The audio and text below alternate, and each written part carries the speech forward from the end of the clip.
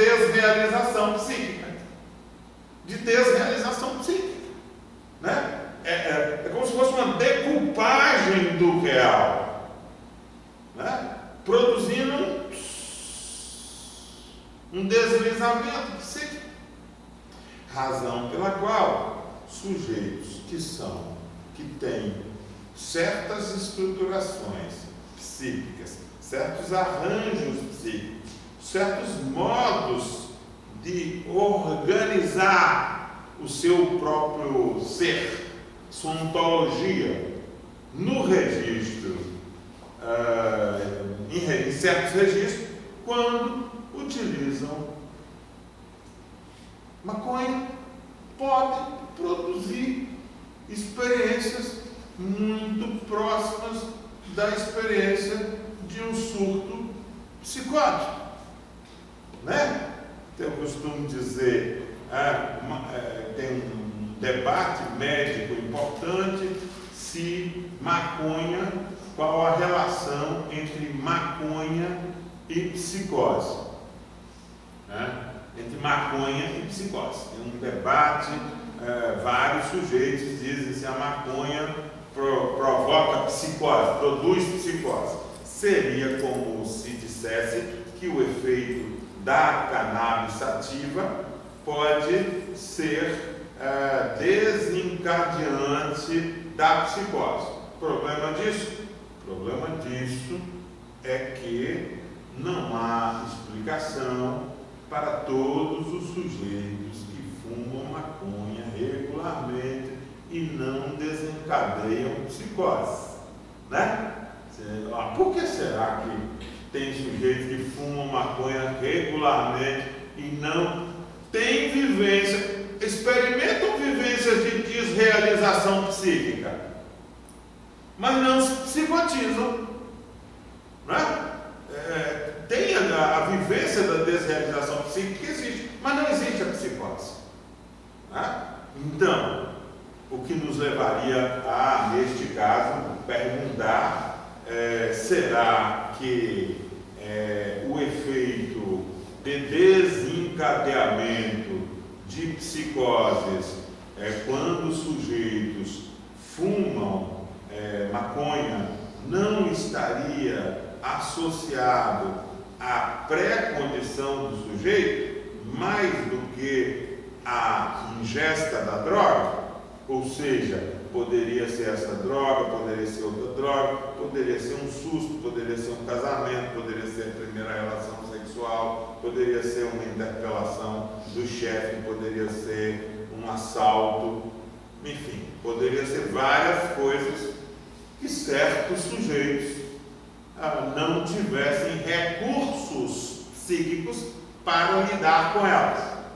Então, estou aqui um pouco tangenciando. Falar de diagnóstico diferencial, às vezes, para mim, parece que dizer dessas coisas pode ajudar a fazer os nexos, ajudar a tornar, falando tanto de desrealização, né? Ajudar a realizar essa ideia para vocês, né? Realizar essa ideia do diagnóstico diferencial.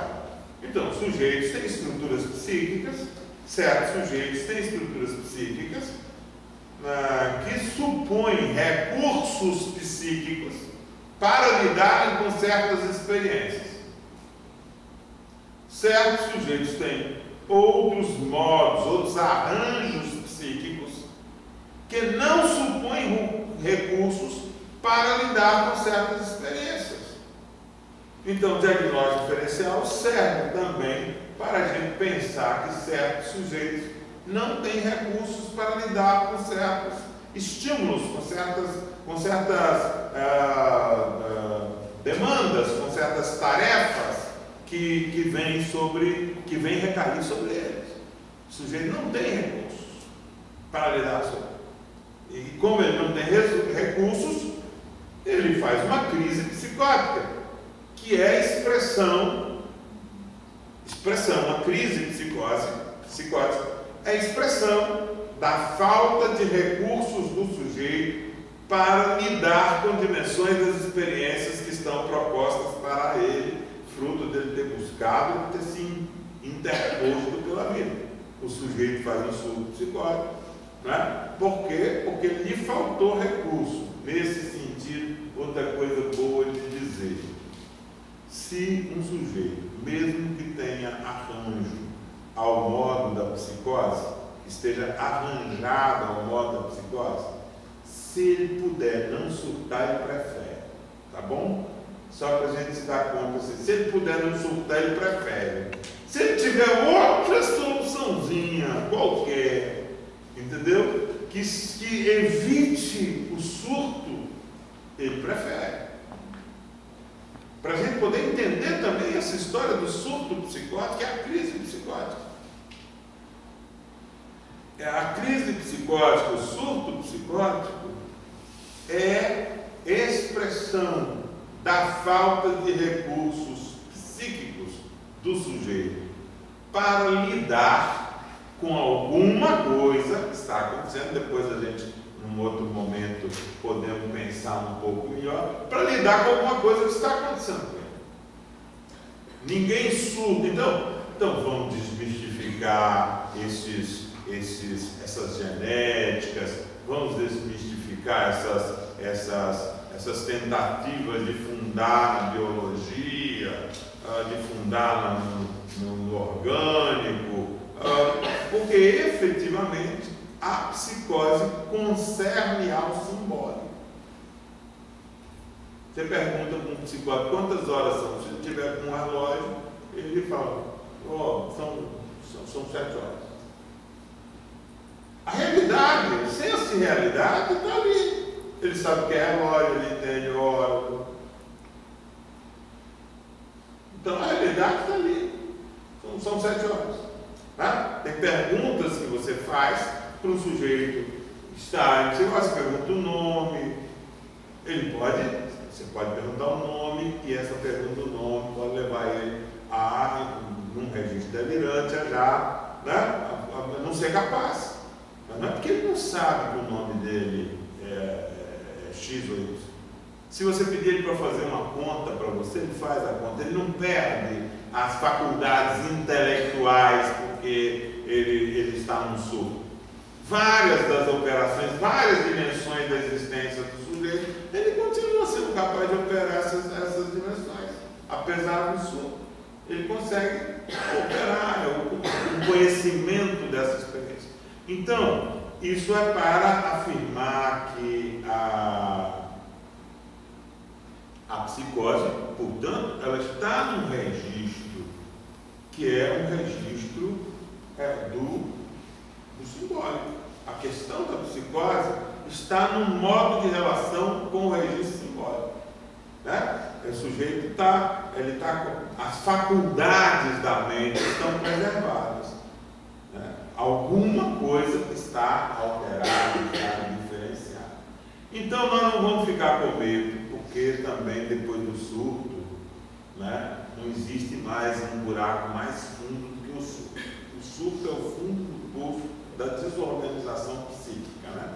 Porque eu vejo às vezes as pessoas também com muito medo, com muito receio em relação ao surto, como se o surto fosse uma via que fosse cada vez mais produzindo, né, o caos, né, como se tudo fosse, que o caos fosse se aproximando, e se aquele caos fosse arrastando desses filmes, né, que mostra assim, a cidade começa a ser destruída, as crateras abrindo e vai arrastando, como se aquilo fosse assim. Não! O pior já aconteceu. Aquilo é o pior. Né? O pior na psicose é a impossibilidade de lidar no registro simbólico com a experiência que está sendo, que está questionando, interpelando a ontologia do sujeito. O pior é isso, não poder lidar com isso. Né? Quando o sujeito surta, o surto já é a resposta. Eu costumo dizer. E no minuto seguinte, após a quebra, o craque, a separação, o splitting, né?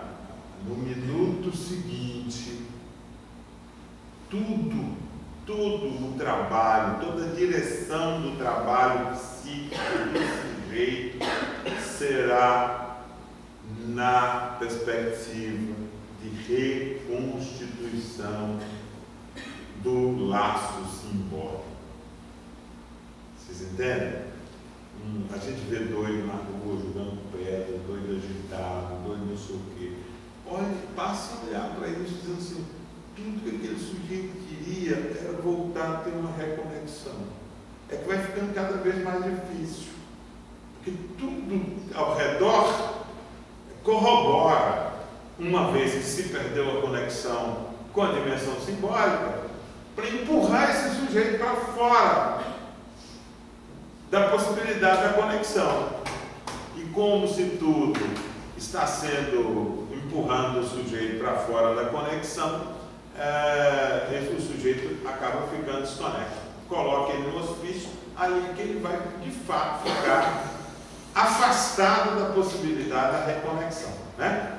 Da reconexão, porque a reconexão também, alguns pensam assim, achar o significante na veia, né? Que eu vou repetir, expandir o significante, ficar falando assim, digamos, a experiência que você teve, então, foi esta, foi assim. Você acha que sua mãe não gostava de você? Sua mãe não gostava de você? Para ver se repercute assim, o sujeito acha um ponto, né? É como se fosse. Não, é a vida, é a mãe real que não gosta mesmo dele, não. Deu muito caldo nele, criou muita complicação, muita ambivalente, né? Coisas, mas não é muito mais fácil para ficar dentro do hospício com um doido, buscando ele falar qual é a mãe, como foi, do que você efetivamente colocá-lo, ele, a mãe, olhar para ele, essa mãe é dura mesmo. Cara, não é fácil ser filho dessa mãe, não é fácil também ser mãe desse filho. Né? De você estar ali no real com essa realidade e poder pensar que esse drama humano, se falhou no simbólico, é porque o simbólico também não é uma coisa desancorada. O simbólico está ancorado na concretude da existência humana, né? Ele serve. Eu falo que às vezes assim, eu tenho um pouco de inquietação com essa hipertrofia do simbólico, né? Da valorização do simbólico. Porque fica parecendo que é a palavra, o significante, a palavra, o significante, a palavra, o significante. Tem coragens que têm sentido muito prático, muito objetivo. Então, resumindo aqui, para criar a oportunidade para vocês poderem discutir alguma coisa disso, resumindo assim, seguimos nesta linha de perguntar sobre o diagnóstico diferencial, né? Talvez fazendo aqui hoje um jogo de ênfase entre o registro da experiência da psicose e o registro da experiência da neurose, né? Não como coisa, mas como modo de arrumação. Por isso eu gosto muito da expressão arranjo psíquico, né? Então o sujeito está arranjado. Tirei a palavra estrutura, não tá? Não estou falando estrutura psicótica, estou falando um arranjo psíquico. O sujeito está arranjado, arrumado psiquicamente ao modo da psicose. O sujeito está arranjado ao modo da neurose. O que é o modo da psicose ou o modo da neurose? Nossos recursos semânticos para tentar perceber diferenças humanas, diferenças da experiência, diferenças da vida, do modo de viver, do dar conta de ser o que se é, né? Nesse sentido, estruturas existenciais. né? Modos de existir. Então nós temos um modo de existir no registro da psicose e temos um modo de existir no registro da neurose. Obviamente, a neurose é hegemônica, tá certo? Ela domina tudo nosso, nada deles, não é isso? Tudo nosso, nada deles, domina a neurose. Quem está no registro da psicose vai comer o pão que o diabo amassou com o rabo, porque é tudo nosso, nada deles. Quem não está aqui no registro da neurose está fora do registro da neurose. E para quem está fora do registro da neurose, coisas muito simples são muito misteriosas, muito complexas, muito difíceis. Então, se nós, os que somos do registro da neurose, tivermos uma compreensão dessa diferenciação do modo de estruturação psíquico, condicionando a experiência ontológica dos sujeitos, se nós tivermos essa percepção, isso vai dar um clique na nossa clínica. Tá certo? Nós vamos nos colocar, nós vamos perceber o jogo de uma forma diferente. Tudo sujeito psíquico, mas sujeito psíquico, tá certo? Num registro da neurose, com a regulação bem estabelecida, sujeito psíquico, num registro da neurose, mas num registro da neurose que é quase uma desarrumação psíquica. Uma neurose que não se sustenta. Ela faz adição, ela busca algo mais. Algo mais? Homeostase. Homeostase, né? Homeostase, a desorganização daqui com a desorganização dali. Homeostase. Mas é um modo de existir. Usar droga é um modo de existir. Não é uma tragédia, não, é um modo de existir. Quando a droga entra nesse lugar, né? Quando ela entra nesse lugar, porque usar droga é muito bom, né?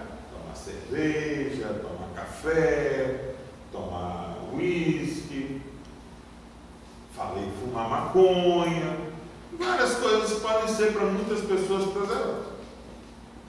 Se um sujeito ou outro sujeito diz assim: ai, encontrei aqui a salvação da minha lavoura, na maconha, na cocaína, no crack, é aqui que eu resumo a minha vida, isso tem a ver com a estrutura existencial desse sujeito. Não tem a ver com a maconha, com o crack, tem a ver com a estrutura existencial desse sujeito. Tem a ver com o registro psíquico desse sujeito. Então nós somos cuidadores de registros psíquicos, modos psíquicos, sujeitos psíquicos que cuidam de sujeitos psíquicos, né? Todo mundo é sujeito psíquico. Nós sobrevivendo às nossas duras penas, né? E outros também sobrevivendo às duras penas, dando seus pulinhos, tentando existir. Gente, não tem ninguém vivo que não esteja fazendo outra coisa senão tentando existir, tentando dar conta da existência.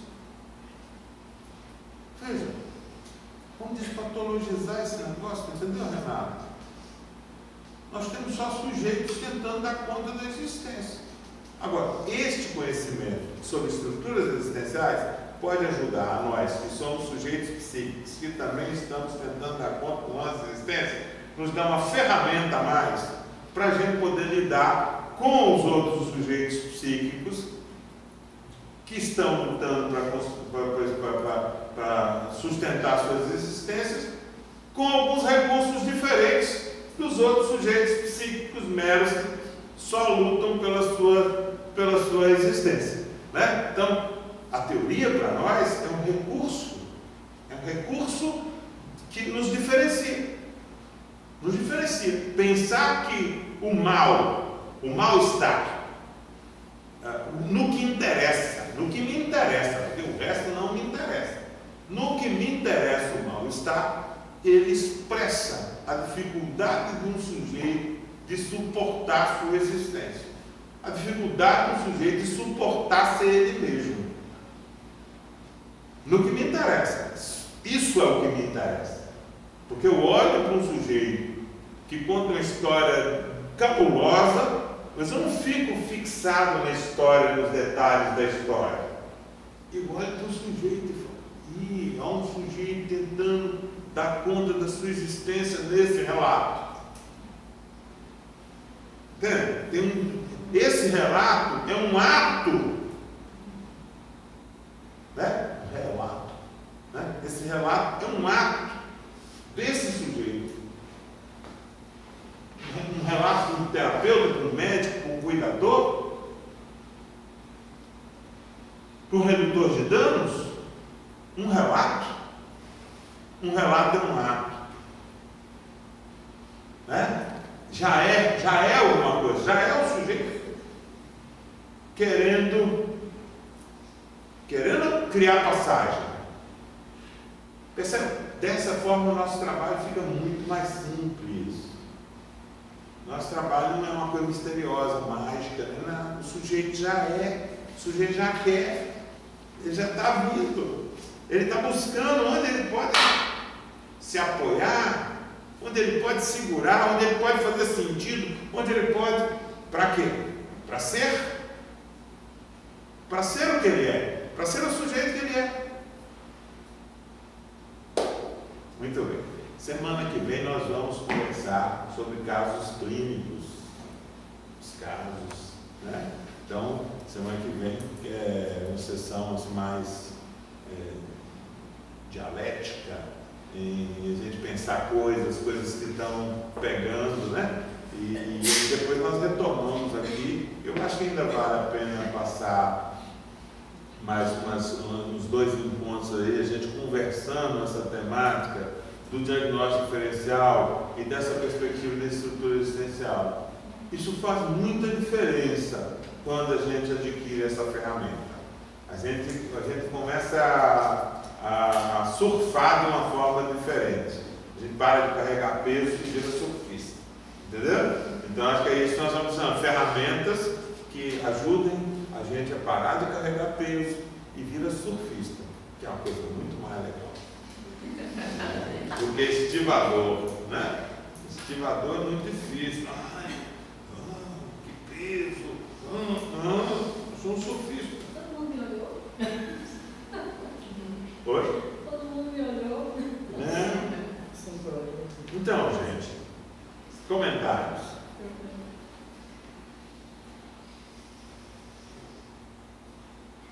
A gente teve uma discussão aqui no CETAD há poucos meses sobre essa questão da psicose e o uso da maconha, e foi bem polêmico assim. E você trouxe outra perspectiva aqui. A perspectiva que foi trazida para cá foi exatamente essa, né? Tentar reduzir a questão da maconha à questão da psicose. Pois é, mas o sujeito que surtou fumando maconha, Renato, me interessa muito, sabe?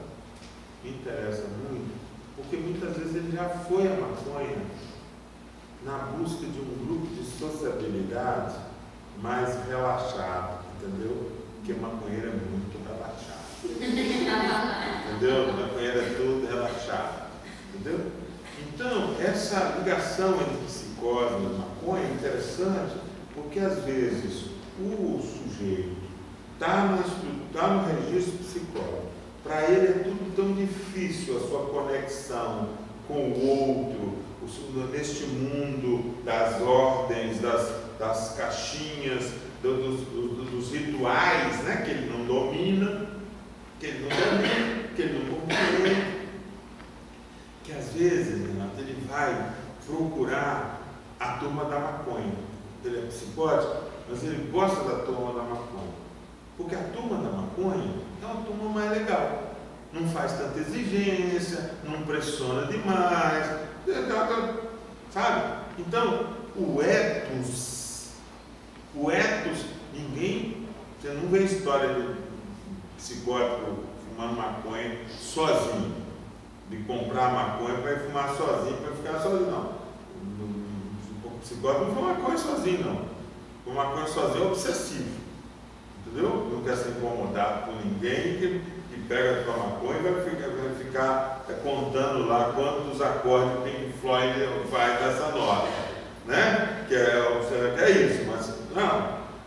O sujeito que tem um arranjo psicótico vai em direção à maconha, às vezes pela sociabilidade da maconha. Entendeu? É uma turma. É uma turma que não é muito exigente com a diferença. É tanta coisa que eu vejo negligenciada na reflexão sobre maconha e psicose, né? Essa, por exemplo, é uma coisa básica que precisa ser mais levada em consideração. É uma turma menos exigente, sabe? É uma turma mais relaxada, que não bota tanto reparo. Que todo mundo está no registro da neurose, mas gosta de ficar doido. O cara que já é doido fala, essa é minha turma. Entendeu? Eu estou bem entrosado. Então, eu acho que a gente não devia ser tão leviano com essa história, sabe? De ser, como é que chama isso? Fala assim, como se a gente fosse da Polícia Federal, entendeu? Como se a gente fosse da Polícia Federal. Eu gosto de dizer para as pessoas, tem gente que gosta de ser da Polícia Federal, entendeu? E gosta de ser da Polícia Federal, da TFP, Tradição, Família e Propriedade, entendeu? O perigo, o risco, e fica produzindo, fazendo o quê? Aquilo que a gente conversava no começo, né? Produzindo racionalização, sei lá, eu sempre suspeito dessas pessoas, sempre acho que elas precisam acreditar nisso. Elas precisam muito, elas afirmam com uma paixão, Eu preciso acreditar nessas coisas que eu estou falando aqui. Certo? Eu não tenho dúvida que eu preciso acreditar nessa, entendeu? Que fala de possibilidades, que fala de abertura, que fala de plasticidade.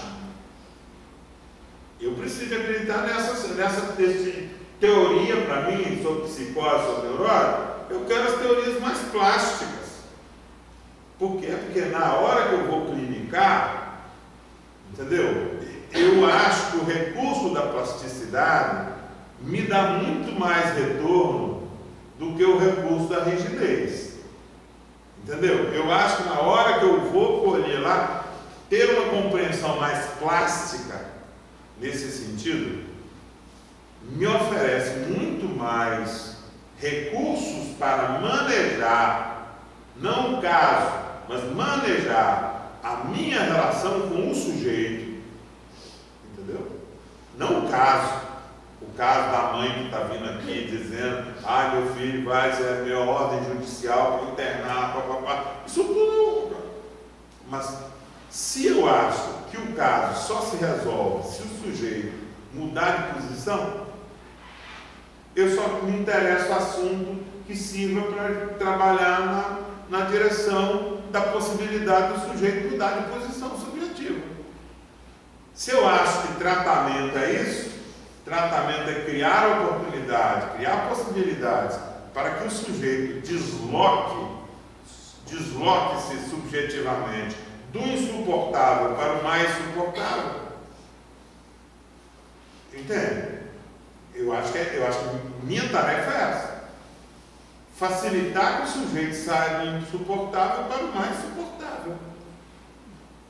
A clínica da qual eu falo é essa, uma clínica interessada, percebe todos os sintomas e efeitos como resultados do insuportável e afirma que o tratamento para isso é sair objetivamente e subjetivamente do insuportável para o mais suportável.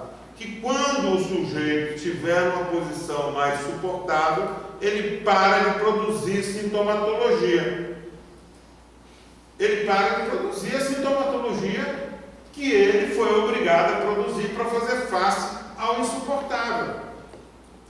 Sintomas psiquiátricos são expressão do insuportável para o sujeito. Se a clínica é uma clínica do sujeito, eu não tenho medo de sintoma.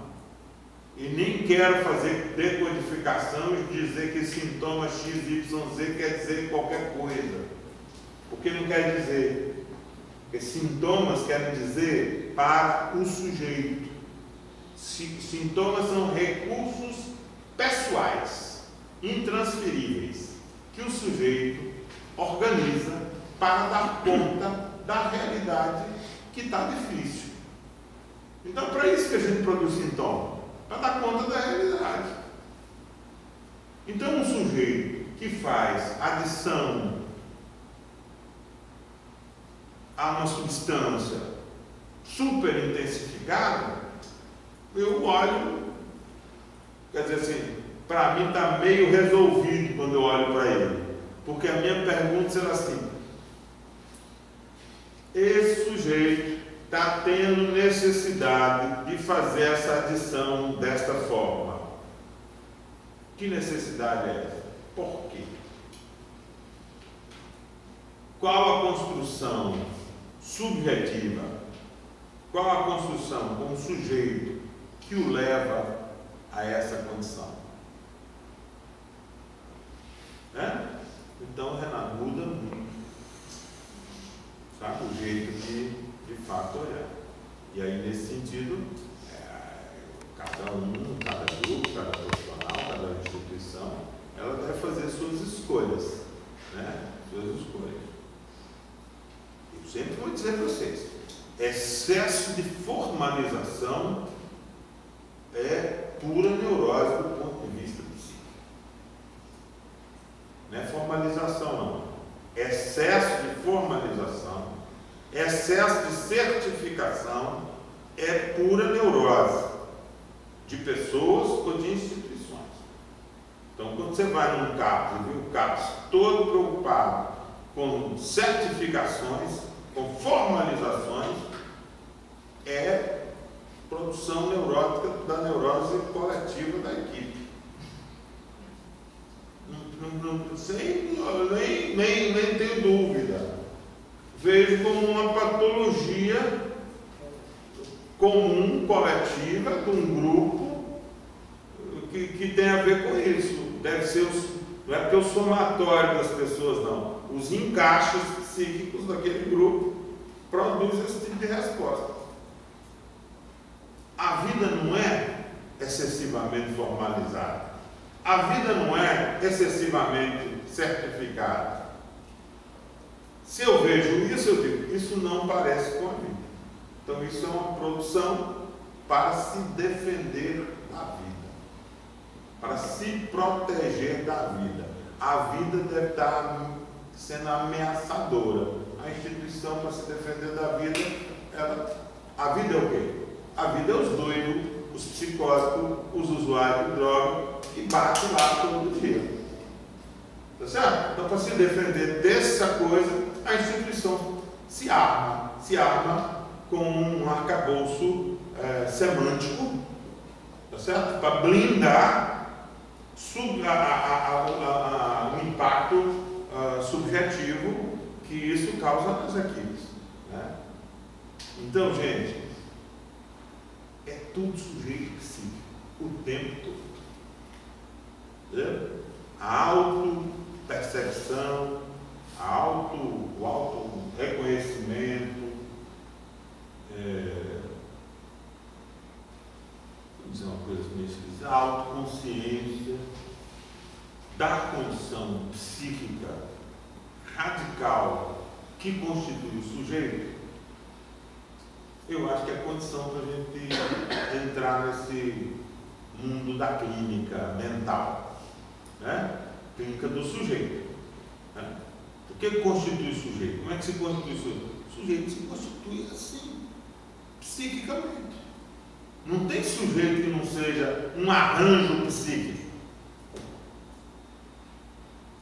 A democracia é essa. Todo sujeito corresponde um arranjo psíquico. Se está no mundo da humanidade, inscrito entre nós, no mundo da humanidade, compartilhando o mundo social que nós fazemos vivendo juntos, é porque está inscrito no registro de sujeito psíquico. Seja sujeito psíquico arranjado na neurose, seja sujeito psíquico e, portanto, arranjado na fobia, na obsessividade, ou na mania, ou na histeria, seja sujeito psíquico arranjado no registro da psicose, seja sujeito psíquico arranjado no registro da perversão.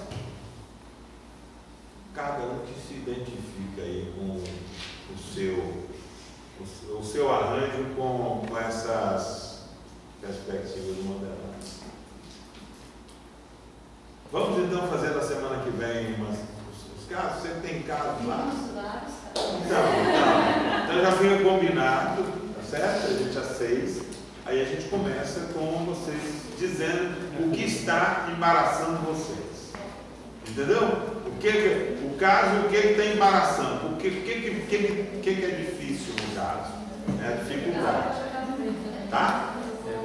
Aí fica lá, discutindo o caso. Muito bem. Tá bom. Gente, esse é o Clínica com que terça-feira tem um novo no mesmo horário, às 18 horas.